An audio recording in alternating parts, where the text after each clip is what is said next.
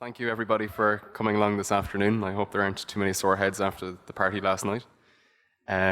This won't be too taxing, I promise. I'll tell you when you have to listen very intently for the most important parts. My name is Maurice Gavin, and I'm from Ireland, where I'm the lead Android developer at a company called Toothpick. So what I'm talking to you about today is a sort of a security and a privacy-focused talk. So let's get right into it. When I left university about 8 years ago now, my first job was as a technology consultant. So it's a wishy-washy sort of role. You speak to different clients about how they can learn more about their users and improve their products and save money and all that sort of thing. It's nothing to do with programming. And at that time, back in 2011, 2012, the buzzword in the industry was big data.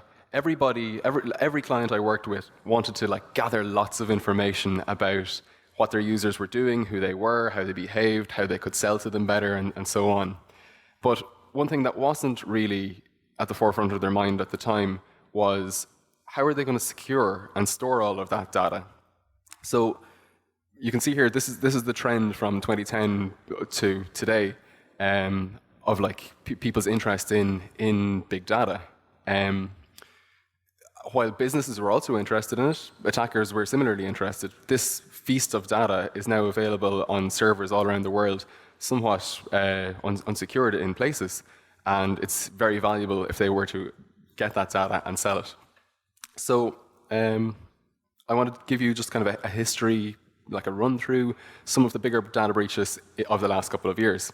So the largest one thus far happened in 2013 and 2014. It was sort of a protracted breach and only came to light in 2014 when Yahoo were trying to sell to Verizon. But they lost 3 billion user accounts. That was usernames, passwords, details about their users, and they were published on the internet. Obviously that's pretty bad for the users, but the shareholders were also furious because at the time that they were trying to sell, this broke and it wiped $350 million off the sale price. Rolling forward to much more recently, last March we had the Cambridge Analytica and Facebook scandal, where it came to light that data had been harvested from those social games like Farmville and things on Facebook, and that data was then being used to target people for democratic elections. I mean, we're a tech sort of audience. We're programmers, we're developers. We're probably not terribly surprised that that data was being hoovered up, but this was really the moment that your mom or your grandmother or your dad or your neighbor started to take an interest in security and privacy. They realized that all this information about them was being collected, and they were horrified.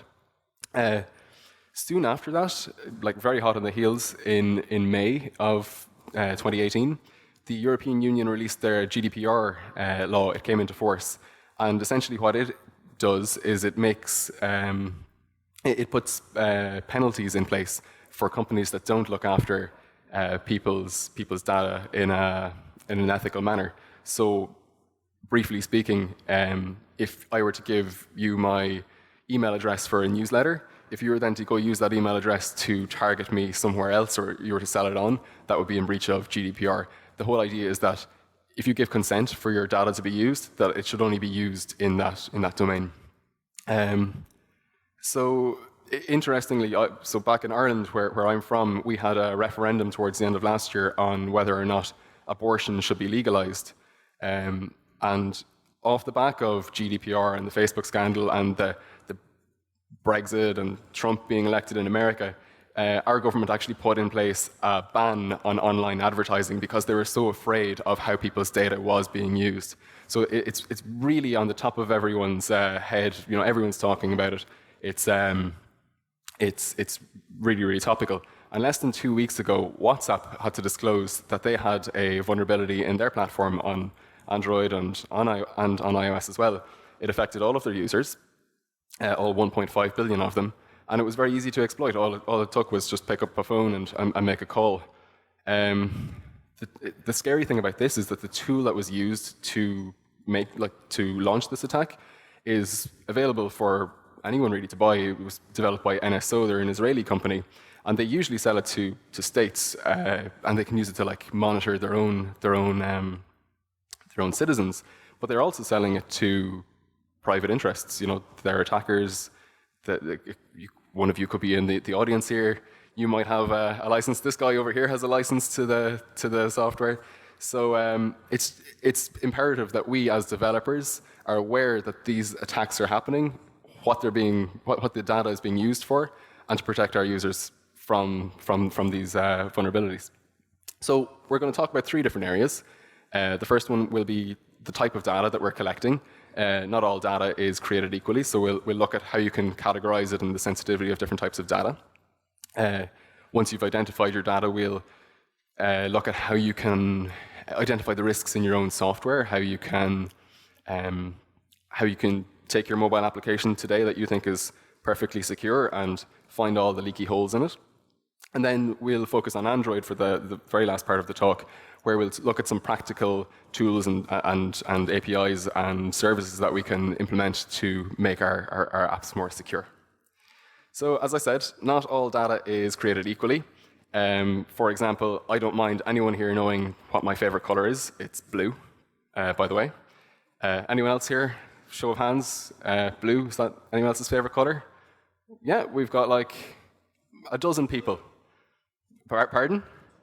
Team Blue, yeah, Team Blue. We'll meet up afterwards. We'll set up like a WhatsApp group or something. But I don't mind disclosing what my favorite color is, but I would mind disclosing where I was every minute of every day for the last 2 years. Or I wouldn't like to show you my credit card details or my recent financial transactions. Not that they're shady. I just don't want to show it, and I don't expect anyone else from the audience would like to give me their location data either. So that's what we mean when we talk about different categories of data. So in Toothpick, we deal with medical data an awful lot. These are 2 different categories of data that people disclose to us. So there's personally identifiable information, things like your email address, your date of birth, where you live. But then there's also another category of health information, and that's important because it comes under different regulations. It's largely speaking more sensitive. There are things like x-rays, photos of embarrassing pieces of your body, whether or not you've vaccinated yourself or your kids, that sort of thing. And then there's also 2 further categories of data that I like to talk about. These are pieces of data that we collect, that we generate ourselves from the users that are using our apps. So things like crash reports, application logs, analytics. Is that user on that page for 10 seconds, 20 seconds? Are they swiping left? Are they swiping right? All this sort of stuff. And it's no less sensitive than a lot of the other data that the user discloses to us. So there's some of the different types of data. And I should also say, you could also have financial information perhaps as well, which comes under different regulations from the data that I had on the screen. So in terms of identifying the risks, there are 3 categories that I'm going to talk about. There are automated tools, developer knowledge, and penetration testing or other kind of corporate level activities you can organize, things like bug bounties. So first off, automated tools. These are great because once you have them set up, they can just run and they'll report and they'll let you know when issues arise. They're broadly categorized into 2 categories. You have static analysis tools and you have dynamic analysis tools. The main difference between these is that static analysis looks at your source code. It pulls out things like hard-coded passwords. Perhaps you're using like bad certificates. Maybe you've rolled your own encryption protocol for some bizarre reason. And static analysis tools can look at your source code and pull that information out and let you know before you deploy it to production that you have these vulnerabilities. Dynamic analysis is a little bit different in that if you have a device or an app that's running actually on a device, you can hook it in to check for things like SQL injection or insecure network configurations. These are things you wouldn't necessarily be able to see from the source code itself, but when the application is running, it becomes possible to check these sorts of things. And one of the things to say about that is you don't need the source code for this. So if you had a penetration tester, they're probably going to do dynamic analysis because they want to see how the app would behave in production, how a real attacker would actually, penetrate your defenses. So I'll talk briefly about some tools that you can use. And don't worry about taking photos of any of these. All the slides will be available afterwards. The links are just in there for your own convenience later. This mobile security framework, MobSF, is a very popular one because it's free and it gives you an awful lot of information. So you can see here that we have various different alerts. They're given different severities, and it gives you some information about what the different vulnerabilities are. So in this case here, there was a secret key hard-coded into the app, and it pops up in the alerts like this. One thing to be aware of is that one of the problems with free tools and static analysis tools in particular, not that the paid ones are a whole lot better, but they do throw up a lot of false positives. So I like to err on the side of having more false positives than having no information. If you come across this and you think you have whatever 6 issues, and turns out 3 of those aren't problems, I mean, that's good. It is annoying that you had to investigate them, but it's better to know about the ones that do exist, even along with the false positives. A paid tool that's used by a lot of healthcare companies is Data Theorem. Again, they do static and dynamic analysis, but it comes with support, so that if you do run into issues, they have a support team that will help you solve some of them.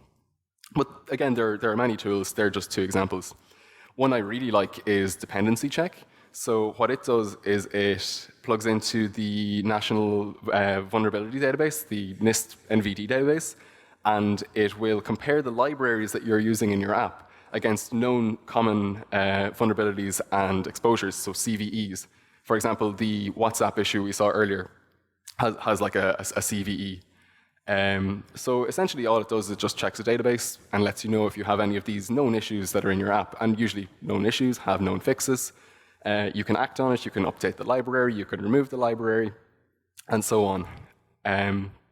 It generates a nice little report here. In this example here, we have the Jackson Databind library, which is like a serialization library, not unlike JSON or Moshi. And it had a flaw in it that allowed attackers to do unauthorized remote code execution, which is pretty serious, but we got it in the dependency check report, and we were simply able to just update to a later version of the library that didn't have the vulnerability. The top 2 there, the Stetho ones, that's a Facebook library, and they're actually false positives. If you dig into the CVE that is related to that, it actually comes from 2008, and it's related to an ActiveX controller for some sort of image upload, which isn't used in this library at all. So, I mean, that's annoying, but you can create a suppressions file. You can say, I'm not interested in hearing about that particular CVE anymore in that version of that library. So when you do get these reports back, that they will be more and more useful the more you use them. And the real secret sauce here is that you can just automate this. If you have Jenkins or TeamCity or Travis CI, you can just set this up as a job and it'll run and spit out reports. It's very useful for compliance. You can have historical reports for each of your builds, and you can show legal teams. You can say, look, we've run these CVE reports and we've run these static analysis tools and so on every version of the app that we've released, and it's essentially becomes a box ticking exercise. So usually this is a section that I'd put at the end of a talk, the sort of I want to learn more section, but it's so key in identifying issues that I put it in the middle of the talk. So our best line of defense against issues is upskilling ourselves. So just constantly learning, constantly reading, and constantly talking, coming even to a talk like this, you've taken the first step. When I started looking into Android security specifically a couple of years ago, my first protocol was the Android security documentation. It's pretty good. It's obviously very Android focused, but it covers all the best practices and all the different issues that you need to consider, and then you can go deeper into each of those yourself. If you want to take a more sort of mobile, like iOS, Android agnostic view, I'd recommend having a look at the OWASP Mobile Security Testing Guide. It provides checklists for different compliance standards, so you can sort of do a self-audit yourself. It goes into a great level of detail. I'd really recommend checking that out. And then, obviously, we had Google I/O last week, or a week and a half ago, and we have a whole new host of features and things to consider. So it's important to stay up to date with things that are constantly coming out. The Android security team put out a monthly bulletin, so you can check that out, and they talk about the issues that they've patched and issues you need to be aware of as developers. And then each March, they also put out a fantastic bedtime read. They have a yearly review that is, it is pretty good. They go through the statistics and talk about some of the initiatives that they started up the previous year and how they panned out. Some of them better than others, but it's always a good read. So then onto the final section there for how to identify risks, and that's penetration testing.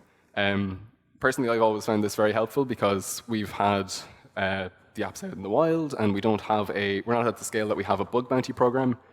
So it's very useful to have somebody come in for a week and then just tear your code apart, tear your application apart, and let you know where the issues that they see are. It's better to have somebody else who's on your payroll try and penetrate your app than to have some bad actor that's going to steal all your users' data. So if you go back to your workplace tomorrow or on Monday, and you want to make a start into doing some security work, you might mention it to your manager that maybe penetration test might not be a bad idea sometime later on this year. So that's sort of the high-level strategy stuff out of the way. Now we're going to get into the more technical Android implementation stuff. So if you've listened to nothing else in this talk, the next slide is probably the most important one. There's a idea in security that the best way to protect yourself is to have a layered approach to your security strategy. So that means that instead of just implementing one or two things, that you implement a bunch of things. So you might obfuscate your code. You might also have some sort of root detection. You might use certificate pinning. And if you use all of these things together, if an attacker is really good at, say, deriving context from obfuscated code and reverse engineering apps, they might not be good at getting around root detection. There's slightly different skill sets that are involved. So essentially what you want to do is make it just economically infeasible for an attacker to get into your mobile app. There's really no such thing as a completely secure app. WhatsApp have millions and millions and millions and millions of dollars behind them, and they still have CVEs. You just want to make it incredibly difficult for the attacker to get in. And tools are constantly evolving, and new attacks are taking place. So the more tools you have in there, the more it'll frustrate somebody trying to get into your system. So the first one I want to talk about is the application sandbox. So if you're running on the Android platform, I know we're going to have a few iOS developers in the audience that are going to laugh at this, but it does give you a certain level of security. For example, if you have two applications running on the same device, they can't look at the memory for the other application. If they want to communicate, you can sign that inter-process communication, and you can have it so that apps need to have trusted signatures and so on. If you're writing to internal storage, only you can see that. Other applications can't. So like the Android platform, if you use it responsibly, gives you a certain amount of sandboxing just to get started.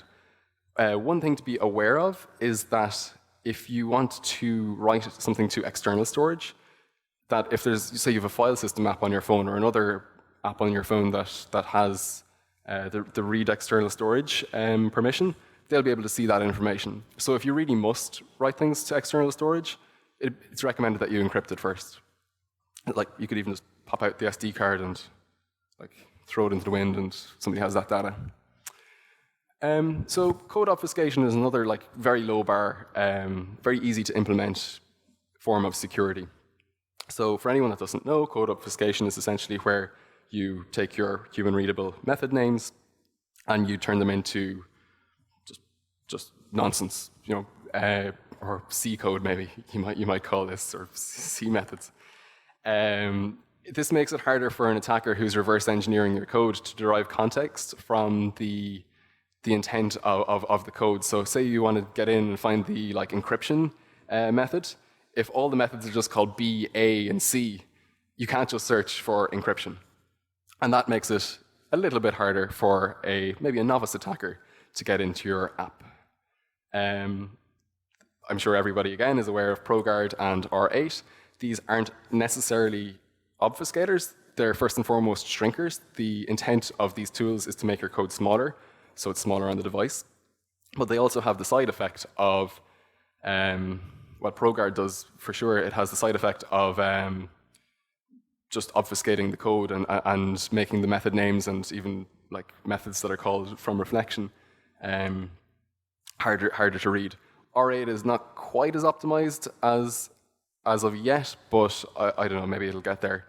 If you want to use obfuscation, if that's your primary goal here, DexGuard is it's an enterprise tool that's specifically for obfuscating your code, and it does things like string encryption that are then decrypted at runtime, which makes it much harder for an attacker to do reverse engineering on your code base. So, can I get a show of hands? Has anyone here used the network security configuration? It came out in Android N. Yeah, a few. So the Android network security config is it's a file that you can use. You put it into your Android manifest, and you can configure a bunch of different sort of just network level preferences. So you can set up custom trust stores for your certificate authorities. You can disable clear text traffic on older versions of the OS, which is now enabled by default on P and above. But yeah, no, it's useful. It allows you in one place to decide how you want your networking to behave. As I said, it is available since N, but if you're targeting an older version of Android, it has been backported to 4.2, so that is available to you as well. So let's take a quick look at how the XML hangs together. So simply to configure it, in your Android manifest, you just add the network security configuration file. Very straightforward. And then I'll talk now through some of the actual features that you can use. So again, anyone familiar with what a certificate authority does? Yeah, so we have a few. If you want to communicate with a server that's on the internet and you want to encrypt your traffic, you need to get a certificate from that server, and you use that public certificate to encrypt the traffic. That traffic is then sent across the internet, encrypted, so men in the middle or people that are snooping on the Wi-Fi public data or the public Wi-Fi data at Mobius can't see that traffic. Once it arrives at the server, it can then be decrypted by their private certificate or their private key, and you have your secure communication. The job of the certificate authority is to serve up these public certificates to clients that are connecting. So if you have a browser or the Android operating system, they come with certificate authorities that are trusted implicitly on the device.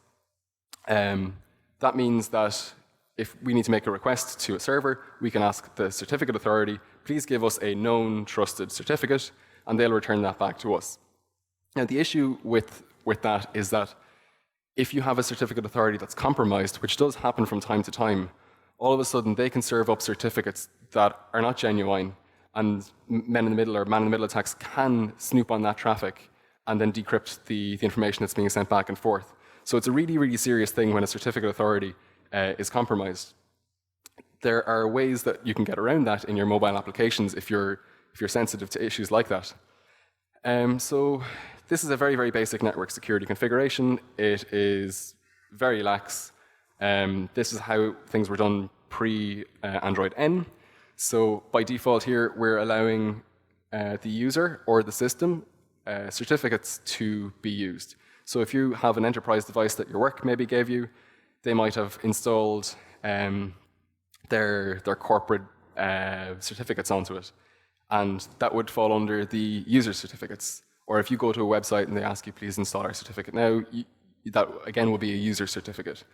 But what we can do as developers with our mobile apps with known endpoints is we can have a list of like trusted certs that we want to use or trusted CAs that we want to use. And we can say, just use these certificate authorities or just use these certificates. And that makes you less vulnerable then to having rogue CAs or rogue certificates trusted on your device where that wasn't intended. So essentially, this is how you would set it up. You have a raw file with an array of trusted roots in it. The base config tag just means that it applies to everything in your app. You can set it up for just specific domains. If you want to have trusted roots for like the toothpick domain, but you want to use different ones for the Mobius domain, you can configure that. If you have a staging environment or a debug environment and you want to have a different set of certificates, you can do that as well with the debug overrides configuration. Or if you don't want to encrypt traffic in your debug environment for whatever reason, you can set that in there as well. So it's really quite flexible. The next thing you can do with it is certificate pinning. So I said a few minutes ago that you can trust specific certificates, which does pose problems. So if we're saying that our app is only going to use this one cert, what happens if that cert expires, or if it's compromised, if your private key is compromised and you need to rotate it? All the users of your app have to manually update in order to continue using the service. We have a solution for that we'll get onto in a few minutes. But if you wanted to configure it in your network security configuration, this is how you do it. You can set again, the domain. So here we're using Mobius. We have a certificate that we want to use, and then we have the expiration date for it. So it would expire today, which would mean that the app would be no use to you tomorrow. In cases like this, you can have a backup certificate so that if that does expire, you can roll over to another cert. And perhaps if you wanted to push this 4 or 5 months or a week or two before the cert is due to expire, you can have another one in place so that the users aren't forced to update the app when it does. So as I said a few minutes ago, clear text traffic is now blocked by standard on Android P and above. I know there's the annual report that I spoke about earlier from the Android security team released some statistics recently, and I think 10% of people are overriding the configuration, and they're not enforcing clear text to be encrypted. But this is how you would do it if you wanted to. So maybe don't do that. It's not encouraged. But maybe there is an example. Maybe there's a specific domain that doesn't have HTTPS enabled, and you do need to set it up like this. And if for certain domains you do need to turn it on, you can turn off clear text traffic. So that's the network security configuration. It's worth a read. There's a code lab to get you started if it's your first time. That covers most of the settings that are in there that you might want to use. So we said a minute ago that if you're using certificate pinning, you might end up with a situation where you've bricked the user's app. If the certificate is expired or it's no longer being trusted by your server, the user will have to update that app. So as recently as, I think, 3 weeks ago, Google released a new library to help us with this. So previously, force update, it was widely used in the industry, but you had to have some sort of Frankenstein thing with maybe some sort of server where you check to see if the user had to force update, or maybe you used Firebase remote config and you're pulling in information from different servers to see if updates were required. Now we have first-party support. So this force update library that came in recently can be used to suggest to a user that they should update or that they have to update. So there's 2 modes that you can work with. There's the immediate mode or there's the flexible mode. Force update's kind of like having insurance. You kind of hope never to use it, but if you do need to use it, it's great to have. So, for example, when I was coming here for the conference, I took out an old phone that I used to use. So I have home phone and a Russia phone. But when I turned on the Russia phone and I opened up WhatsApp, it obviously hadn't been getting updates for the last while. And they had this idea of an immediate update in the app when I opened it up. And they said, we need you to update this because CVE, X, Y, and Z. So it's widely used. You really, really don't want to use it if you can help it, because it's not a good user experience. But it is kind of a get-out-of-jail-free card if it's required. So let's have a look at it here. On the left, we have the immediate update. It's probably stopped running now, has it? Yeah. No. So it just shows up an interstitial, like a full screen sort of dialogue or modal, and the user can't progress until they do the update. And on the right, it's more of a suggestion. It can update in the background, and then when the update is finished, the user can choose to restart the application and apply that update. This is what the implementation looks like. It's pretty straightforward. You create an app update manager. You require the activity context, and then it will go off to a server and find out if it's possible to update that app. So it'll check Google Play. It'll see if an update is available. If it's not, it'll return like a negative. It'll say there's no update to be applied, and you can carry on. But if an update is available, you can further ask if it's an immediate update. You can query it to see if that's allowed. If it's a flexible update, you can query if that's allowed.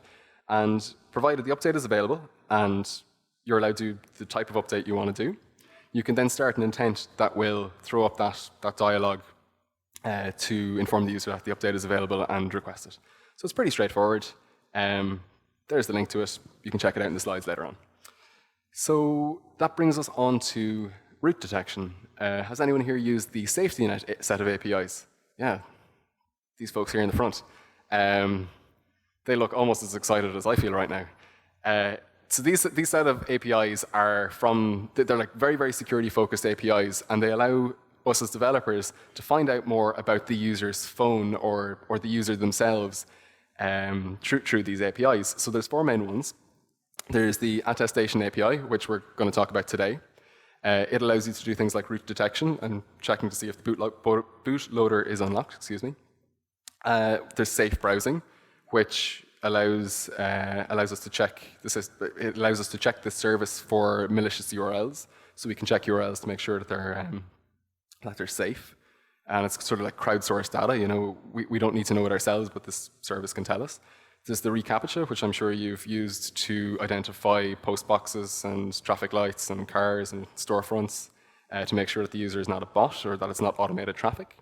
And then there's the Verify Apps API, which allows you, so say you're a banking application, it allows you to inspect the other apps on the device in a secure manner and then decide whether or not you actually want to allow your app to run on that device. So say there's a bunch of malware apps or known malware apps installed on a device. You can make an informed decision not to allow your banking app to run on that device with the Verify Apps API. So we're going to look in more detail at the attestation API.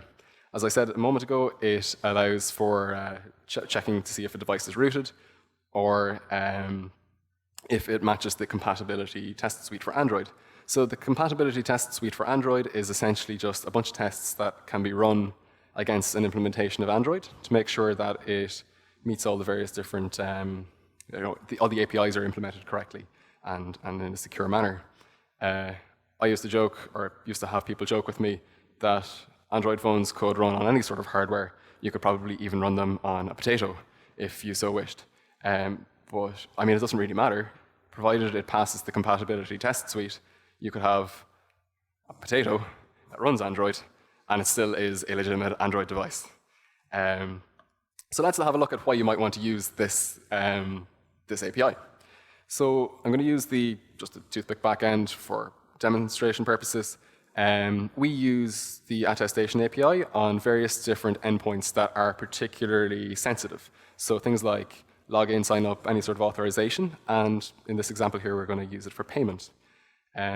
It allows us to make sure that the device that the app is running on hasn't been rooted, that maybe the user isn't an attacker using the exposed framework where they have modules plugged in and they're going to try and intercept the traffic and then do replay attacks. It's not particularly complex, but there are a few pitfalls that you can make mistakes with your implementation that would still leave you exposed to somebody that is using something like the exposed framework, which can be used for those attacks.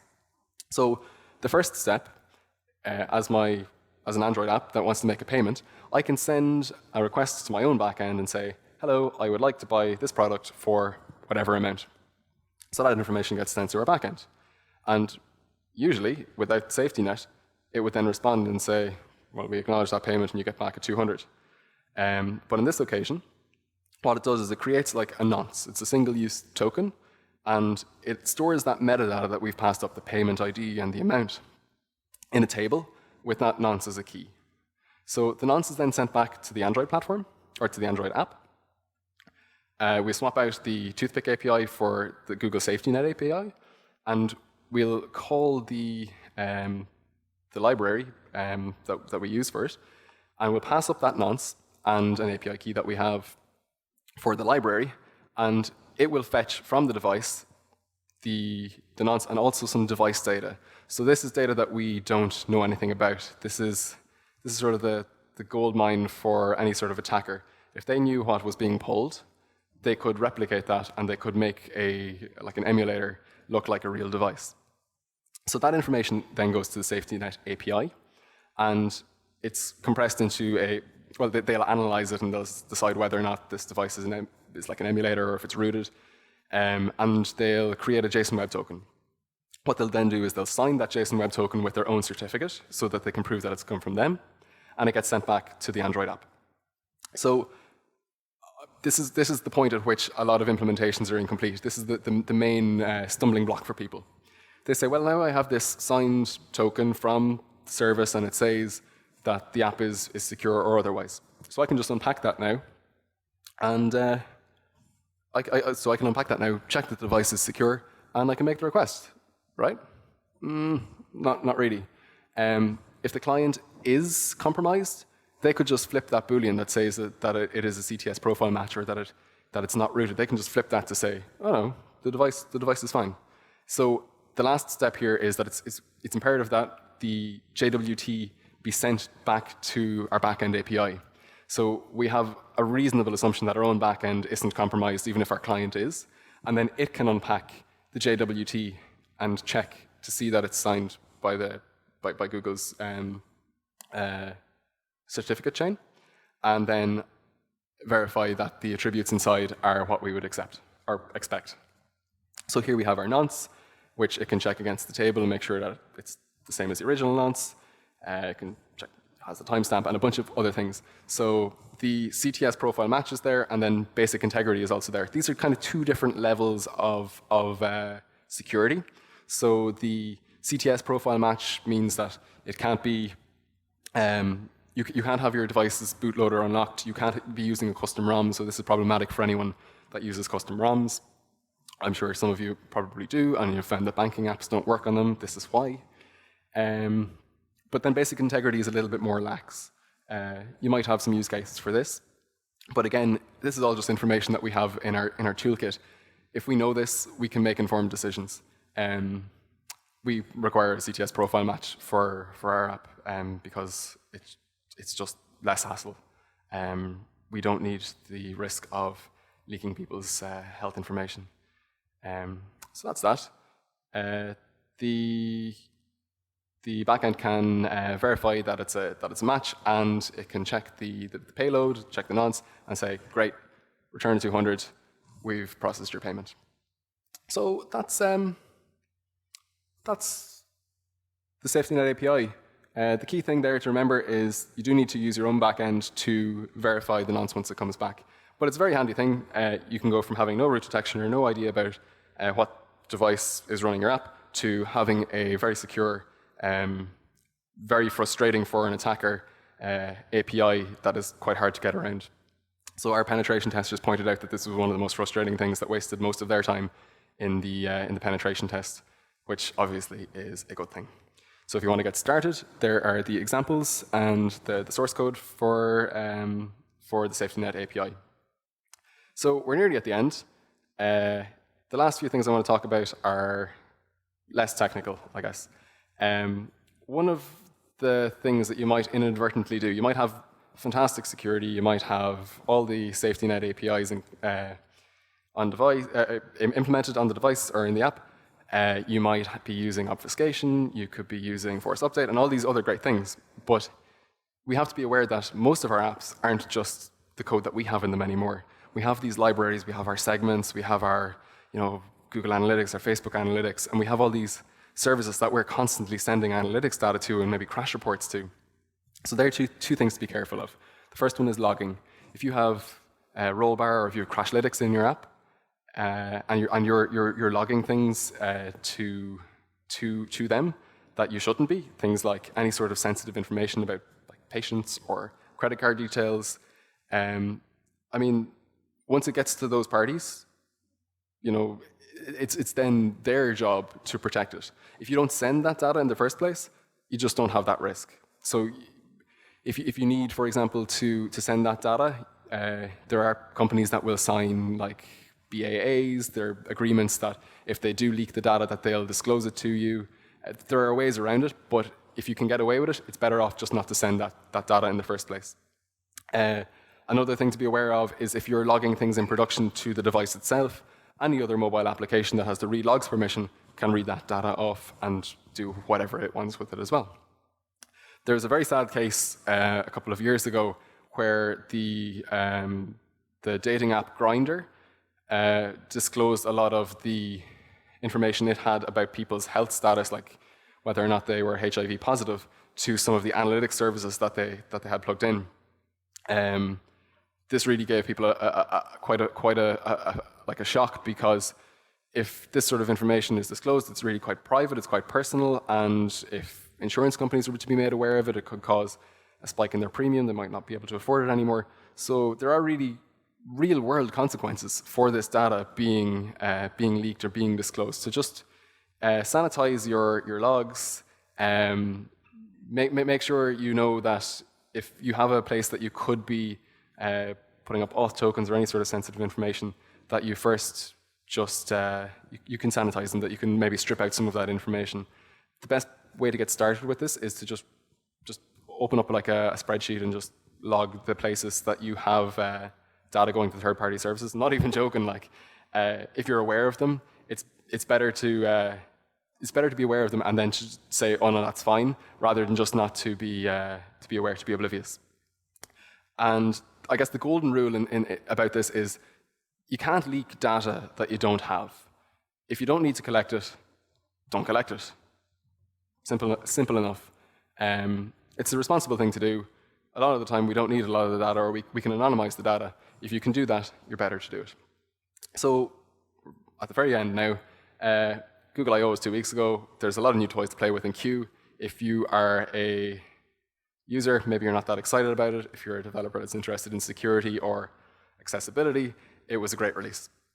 So there are a bunch of new things. TLS 1.3 is now enabled by default. It's faster than TLS 1 or 2. Handshake is faster, so you can establish the connection a bit quicker. They've done some platform hardening around the kind of codecs and for media and for Bluetooth. So in the security review that I keep harping back to, that comes out each year, they disclose that most of the vulnerabilities that are detected in apps come from either media or from Bluetooth. So they've done a lot of work around plugging up some of those security holes. There have been improvements to the biometric API that came out in P, and then there's also a Jetpack security library that's in alpha that allows us to do things like have, again, just a default implementation for your shared preferences and encrypting them, or for having encrypted files on disk. A lot of us have already done this. You know, you might encrypt your strings before you write them into shared preferences, and then when you pull them back from disk, you might decrypt them. But you know, if you have an incorrect implementation, the only time that will really come to light is when it's a problem. So we have a library here now from Google that has like a default implementation with their blessing. So it's better probably to use that. And then in terms of privacy, there are a few other changes. There's scoped storage for, there's a new sandbox view for external storage, which I haven't had a chance to dig into yet, but I'm looking forward to that one. There's new location permissions, so it gives users finer control over when they give the location permissions. Instead of giving it to an app forever and a day, you can say, I want to give it for 15, 20 minutes or half an hour. Again, it just puts more power into the hands of the users. And We also have a recommendation to stop using IMEIs, which has been in place for quite a while. Again, they would suggest that we use things like marketing IDs that the user has the power to reset if they so wish themselves. There are new restrictions around how activities can be launched from the background. They can't anymore. If you want to launch an activity from the background, you can't launch it from a service. There has to be some sort of notification to the user, or you have to request that the app in the foreground at the moment make that request to show your app. So again, it's just about letting the user know what's happening with their data. And there were some changes brought in P, I think, with Wi-Fi and Bluetooth. So you can use, apps had been using those pieces of hardware to scan for location. So if you were checking like Wi-Fi routers, you can get a fix on that location. But it now requires the find location permission. So if you are doing that sort of thing, you'll need to update your permissions if you're targeting Q. So that's it. Just to recap, we covered off the various different types of data. So first step, know what data you're collecting and know how sensitive it is. How you would identify some of those risks. And then once you know about the risks, how to start plugging them up. I'm Maurice Gavin. Thank you very much for your attention. And if you have any questions, I would be delighted to take them now. Or if you want to have a think about it, we'll chat in the discussion zone.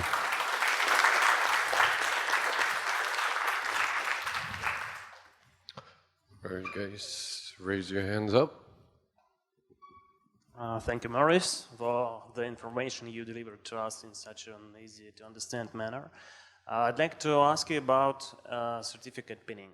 Mm-hmm. What do you think about pinning a public key of certificate instead of forcing update an app or any time certificate is out of date? Yeah, so like what do I think about, what was the very last part again? If you could repeat it, please. Instead of pinning the certificate itself, you can pin its public key, and then when you make new certificate, it will have the same public key. Let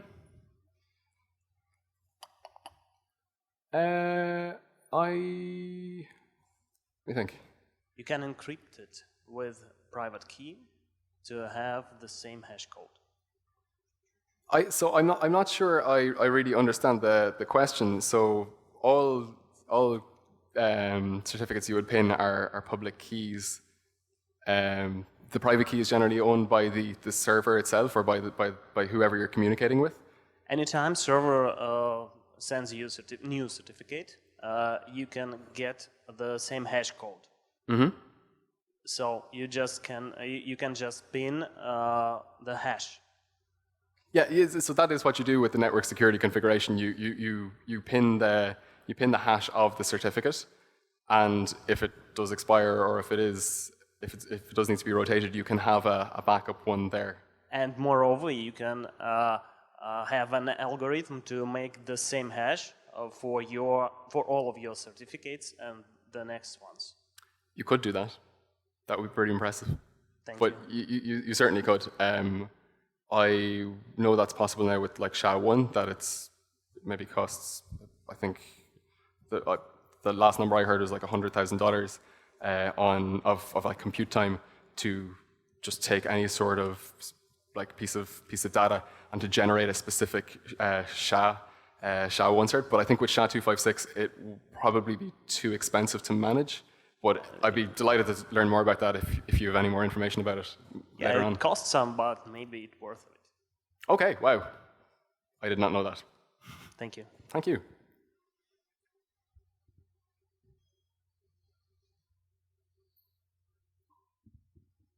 Thank you.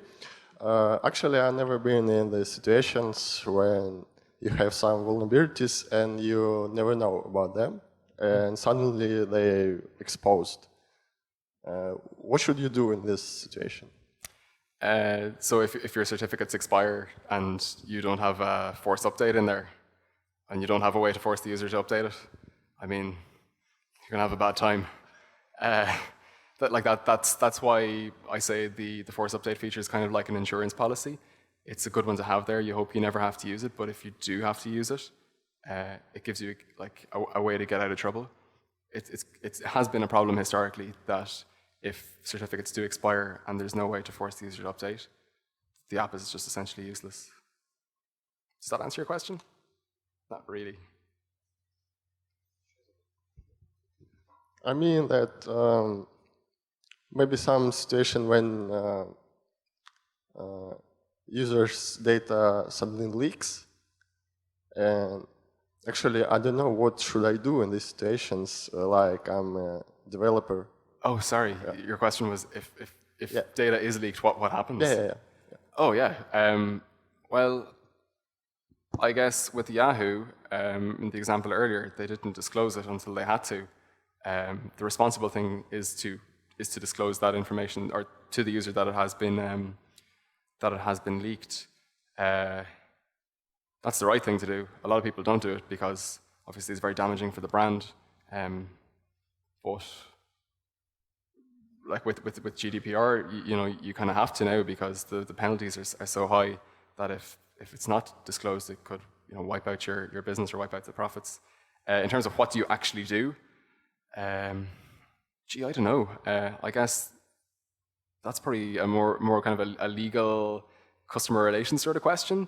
An email. Sorry, we've disclosed your information. If it's like a password, you can reassure them that they were salted, that they were encrypted, like that. They can't just read it off in plain text.